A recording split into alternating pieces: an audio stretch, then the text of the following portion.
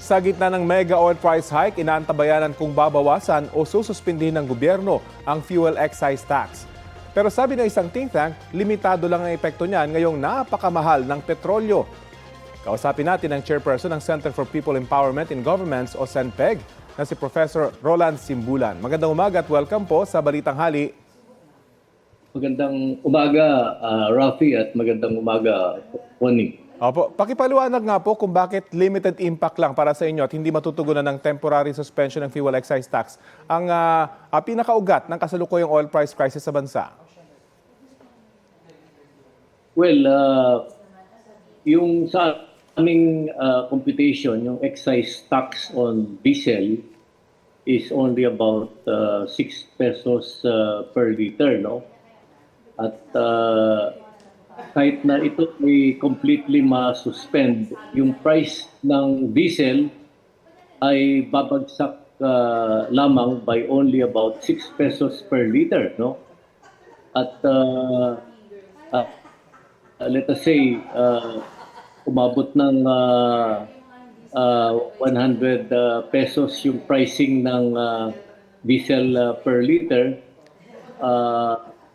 na ano lang, kahit suspend yung excise tax, 94 pesos per liter pa rin yung presyo ng diesel fuel. Kaya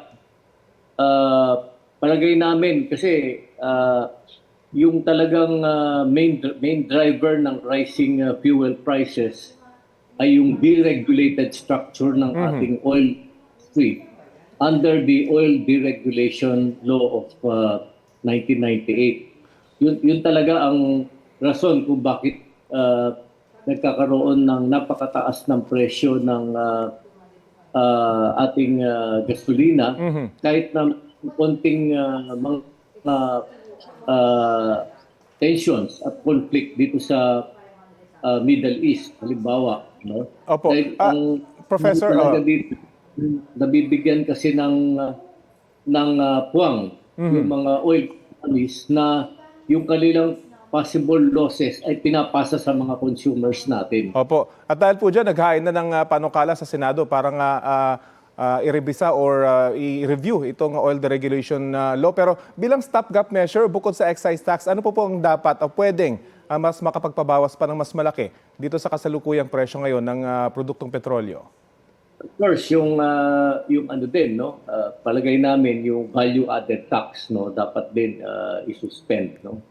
Sapagkat itong value added tax kino-cover lahat ng mga oil products, no, oil and gas products na talagang malaking pasan sa ating mga consumers.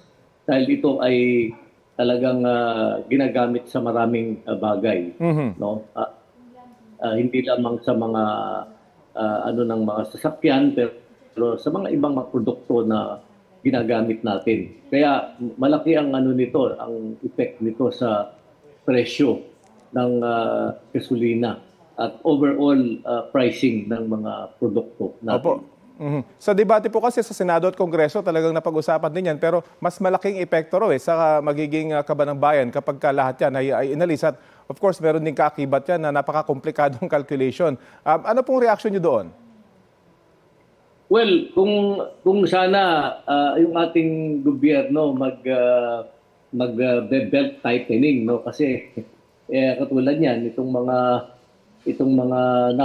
in the past few months, no, itong mga naging pork barrel na mga ating mga legislators, no, ilang billion na pera natin na naggaling sa taxes, including itong nakukuha nila sa excise tax at value added tax, no, na pupunta sa national budget kung saan-saan lang napupunta ito. So, kaya din mag-belt tightening yung yung ating pamahalaan, lalo na yung ating mga legislators, no. At siguro pwede naman nating isakripisyo yung ating mga tinatawag na pork barrel, no, na kung saan-saan lang napupunta, at i-focus dito sa pagtulong sa pag-mitigate nitong crisis nating kinakaharap ngayon. Sapagkat mabigat talaga itong crisis na ito at sa aming estimate, lalong lalala ito sa mga darating na araw dahil Okay. dito. At dahil po dito sa estimate nyo na lalo pang lalala, palagay nyo po panahon na para mag-realign ng pondo.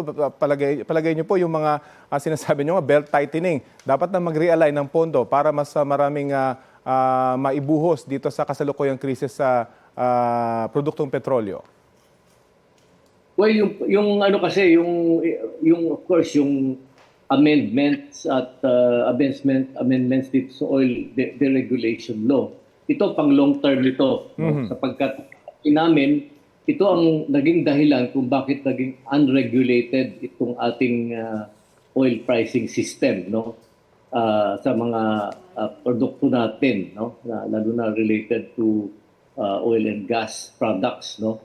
Ito ang talagang dahilan. Pero yung ano kasi, yung siguro magiging isang exercise of leadership kung yung mga mayayaman natin, lalo na yung mga